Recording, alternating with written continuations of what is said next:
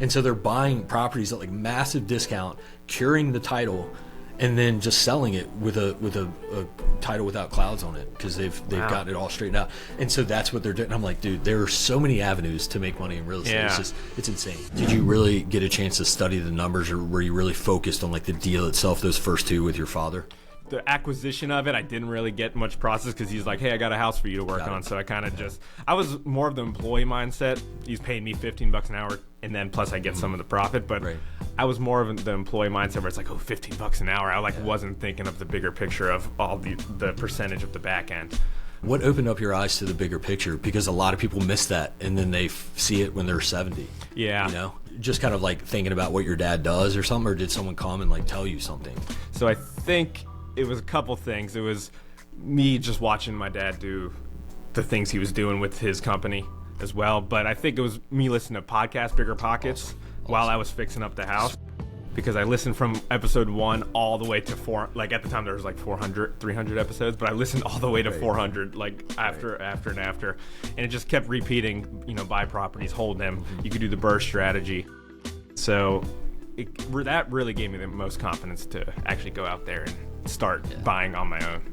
That's cool. I think me and you are similar in that regard, where when I found Bigger Pockets, there was probably a few hundred. I forget like what year it was, but there was a substantial amount, but it wasn't in thousands or whatever. And I remember I was like, all right, I got to start at 1, because I look at it as like episodes, like you can't miss.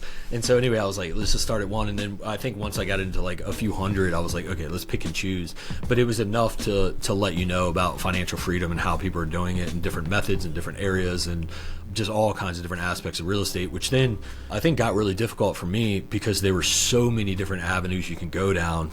You just needed to pick one. Like it's hard to do all of them, right? And Bigger Pockets, like you see all. You can do Airbnb arbitrage, you can do short term, you can do long term, you can do flips, you can do wholesaling, you can do, I mean, we could go on forever.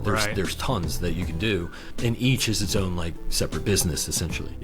Especially nowadays too. Like back then I feel like they were just strictly on like either flip or buy and hold. Now it's like mid-term, short terms, like wholesaling, lending, all that stuff. It was a curative title wholesaling. Maybe I'm wrong on that, but it was like curative title work, I think is maybe a more appropriate term. One of the guests on here, I was like, what are you doing? So what are you doing now? And he was like, curative title work. And I was like, what is that? And he was just like, we're going to Texas. We're finding things that are like, have massive like genealogy issues in the title. And so we're not even, and we're buying this house and we're saying, we'll cure the title and then we'll sell it. We won't even see the house. We won't even step foot in it. We're just fixing the title that no one else knows. So they have genealogists, whatever, the people that study family like linealogy and like who's related to who and stuff like that. And so they have those, they have attorneys, they have like they have a whole team set up.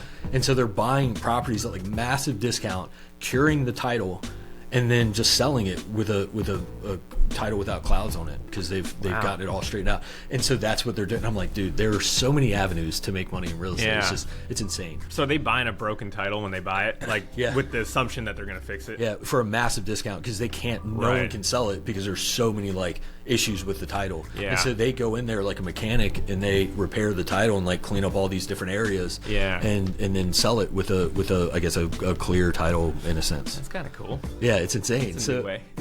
And I'm like, why Texas? He's like, because the laws are different there. So like they've studied the laws and regulations of like what they can do and what information is available. Isn't private or is private and stuff like that. So it's easier to do in Texas. Okay. So anyway, it was really interesting like learning that stuff. So